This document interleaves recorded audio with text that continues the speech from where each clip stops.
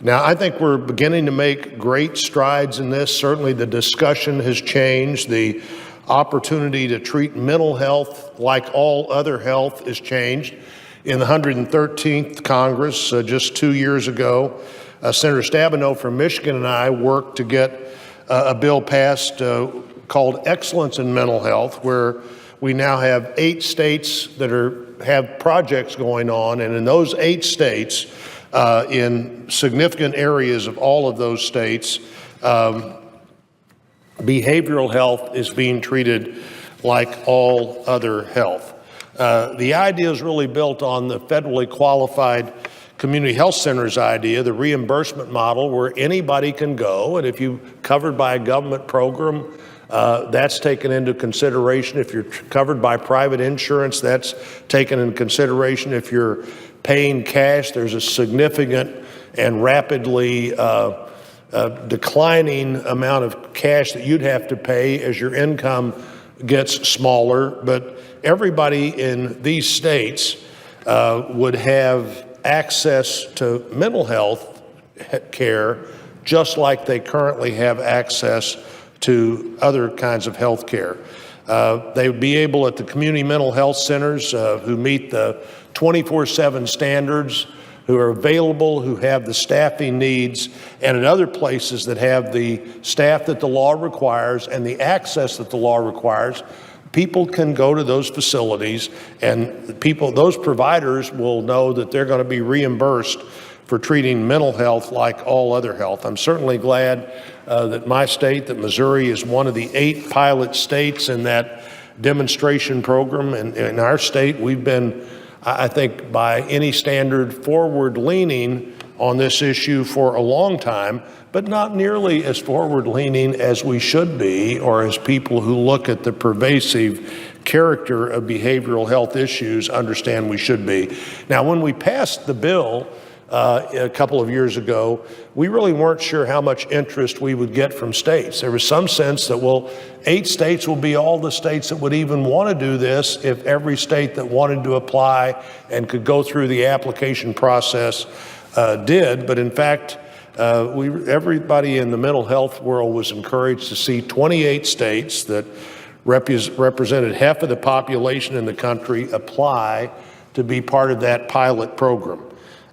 Certainly leading by example here, figuring out what happens, frankly, Madam President, if you treat behavioral health like all other health. I think what many of these states will find, and they may all find, is that the other health costs are so much more easily dealt with that not only is obviously treating behavioral health like all other health the right thing to do, but it actually may save money to spend this money. The people who have other health problems, but who are seeing their doctor because their behavioral health issues under control, they're maybe seeing 2 doctors.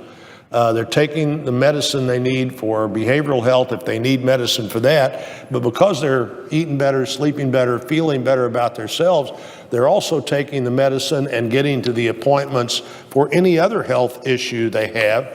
Early studies would indicate that actually you save money by doing the right thing here and understanding that mental health isn't a topic we don't talk about. Mental health is just another health issue that we need to deal with. We need to be sure that we have providers going forward. We don't have enough doctors in Missouri or in other states who are able to treat the increasing number of people who seek treatment. And as doctors retire in these fields, we're going to have even a greater shortage if we don't do something to encourage people to go into this field. There's a particular shortage in care providers that deal with children and youth in need of mental health services and don't receive them run a greater risk of all kinds of other problems, including dropping out of school, not doing well in school, ending up in the criminal justice system, things that needlessly happen because we haven't stepped forward and viewed their behavioral health problem like we would if they had some other problem. So I was glad that Senator Reed from Rhode Island and I were recently able to reintroduce an act called the ensuring children's access to specialty care. Pediatric medicine doesn't pay as well as other medicine for lots of reasons. One is children don't have a lot of their own medicine, their own money to pay with, and often their parents don't have either. This bill that Senator Reed and I introduced would allow physicians who want to specialize in, among other things, child and adolescent psychiatry to be eligible for the National Health Service Corps Student Loan Repayment Program. Now, that program is generally not available now to doctors who go on and specialize on the theory that if you specialize, you're going to have more income than the general practice doctor might have. And so those programs have always been focused on the general practice doctor. But if you specialize in children's health, whether it's frankly psychiatry or any other area of children's health, you're much less likely to financially benefit from deciding to do that. And so this would allow those doctors to pursue that program as part of how they help get their loans paid back. You know, whether it's physical or behavioral health, children have a unique set of health benefits, health needs rather, and a lack of ability on their own to often do what needs to be done. Medical residents who practice in pediatric medicine require additional training. One of the barriers that they cite of not getting that additional training is that they're going to have these additional student loans, and hopefully we can allow ways for them to get into programs that other doctors get into to see that they'd continue to be encouraged to be part of pediatric medicine and pediatric specialties. Also, we're looking at another bill, the Advancing Care for Exceptional Kids Act, commonly referred to as ACE Kids. And what ACE Kids does is treat kids that have serious medical problems at exactly that, to have a way to look at health needs of medically complex kids that you wouldn't look at otherwise.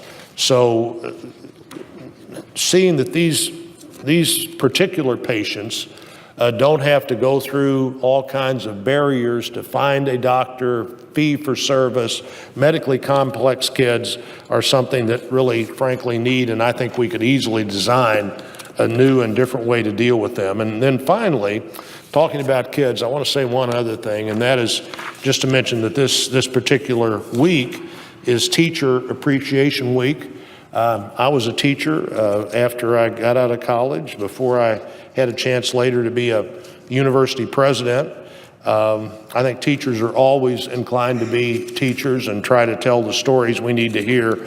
But when we're talking about mental health in teachers, healthcare, mental health first aid, things that don't allow teachers to become child psychiatrists or mental health professionals, but do allow teachers, as they're watching the students that they get to know so well, to identify what students need help and what students don't. It's often teachers who get a first chance outside a child's home to see that they're clearly challenged or may be challenged in ways that are easily dealt with if they're dealt with, and really troublesome if they're not dealt with at all. So while we celebrate Teachers Week here at the very end of school and Mental Health Month, I hope we commit ourselves to look at these mental health issues for what they are. They're health issues.